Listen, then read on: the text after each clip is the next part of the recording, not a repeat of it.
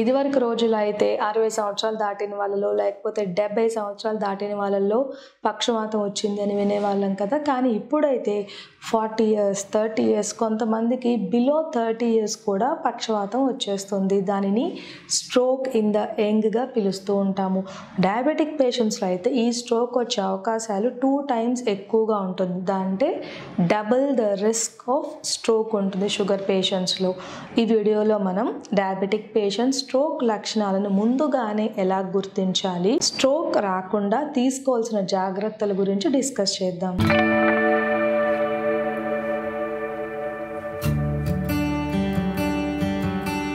Hi, నేను doctor Deepti కారేటి immense clinics నుండి.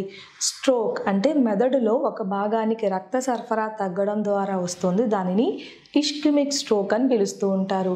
రెండవ రకం పేరు హెమరేజిక్ స్ట్రోక్, అంటే మెదడులో ఉన్న రక్తనాళం చిట్లడం ద్వారా కూడా కొంతమందిలో స్ట్రోక్ రావచ్చు.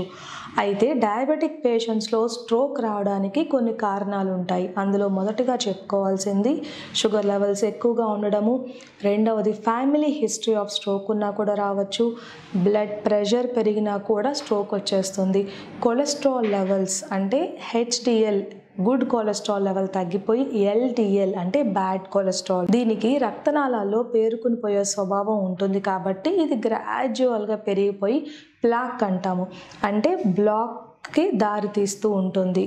గ్రాడ్యువల్గా వీళ్ళకి ఇష్కిమిక్ స్ట్రోక్లో ల్యాండ్ అవుతూ ఉంటారు. డయాబెటిక్ పేషెంట్స్లో మనం స్ట్రోక్ లక్షణాలను గుర్తించాలంటే మొదటగా చూడాల్సింది వాళ్ళ మొహాన్ని, అంటే ఫేస్ చూసినప్పుడు మౌత్ డీవియేషన్, ఒకవైపు నోరు డీవియేట్ అవుతున్నా, రెండవది వాళ్ళకి చేతుల్లో కానీ కాళ్ళల్లో కానీ వీక్నెస్ అంటే మొద్దుబారిపోవడం, చేయి లేపలేకపోవడం, కాలు లేపలేకపోవడం, ఇటువంటి వీక్నెస్ ఉన్నా కూడా అది పక్షవాతం లక్షణమై ఉండొచ్చు. వాళ్ళ మాటలను మనం గమనిస్తే తడబడుతూ ఉంటాయి మాటలు, కొంతమంది మాటలు మాట్లాడలేరు, ఎక్స్ప్రెషన్స్ కూడా ఇవ్వలేని పరిస్థితిలో కూడా కొంతమంది ఉంటారు. వినడం అంటే మీరు మాట్లాడింది వాళ్ళు అర్థం చేసుకోలేకపోయినా కూడా అది పక్షవాతం లక్షణం అయి ఉండొచ్చు. కొంతమందిలో అయితే వాళ్ళకి చూపులో కూడా లోపం వచ్చే అవకాశం ఉంటుంది.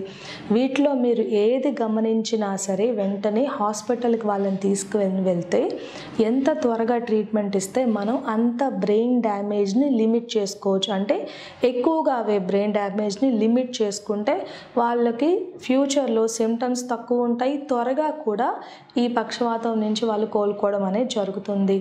అసలు షుగర్ పేషెంట్స్లో మనం స్ట్రోక్ రాకుండా 100% నివారించవచ్చండి. దానికి తీసుకోవాల్సిన జాగ్రత్తలుగా మొదటిది బ్లడ్ షుగర్ కంట్రోల్లో పెట్టుకోవడం. HbA1c <7 ఉంటే స్ట్రోక్ వచ్చే అవకాశాలు తగ్గిపోతాయి. రెండవది బ్లడ్ ప్రెషర్ 130/80 వరకు బీపీని మెయింటైన్ చేస్తే మంచిది, అంతకన్నా పెరగకుండా చూసుకోవాలి. కొలెస్ట్రాల్ లెవెల్స్, టోటల్ కొలెస్ట్రాల్ 200 కన్నా తక్కువ ఉండాలి. హెచ్డిఎల్ గుడ్ కొలెస్ట్రాల్ మెయింటైన్ చేయాలి. ఎల్డిఎల్ అంటే బ్యాడ్ కొలెస్ట్రాల్ 100 కన్నా తక్కువ ఉండేలా చూసుకోవాలి. అధికంగా ఉన్న బరువు తగ్గాలి. సెడెంటరీ లైఫ్ స్టైల్ అంటే sitting is equal to new smoking అంటున్నారు. అంటే ఎక్కువసేపు రోజంతా కూర్చుని పనిచేసి ఎటువంటి వ్యాయామం చేయకపోతే స్ట్రోక్ వచ్చే అవకాశాలు పెరిగిపోతాయి. Smoking, alcohol, drug addictions, cocaine వంటి అడిక్షన్స్ ఉన్న వాళ్ళలో స్ట్రోక్ రిస్క్ పెరిగిపోతుంది. కాబట్టి ఇటువంటి అలవాట్లను మానేస్తే మంచిది. మెడిటరేనియన్ డైట్ ఫాలో అయిన వాళ్ళలో స్ట్రోక్ వచ్చే అవకాశాలు చాలా తక్కువ ఉంటాయండి.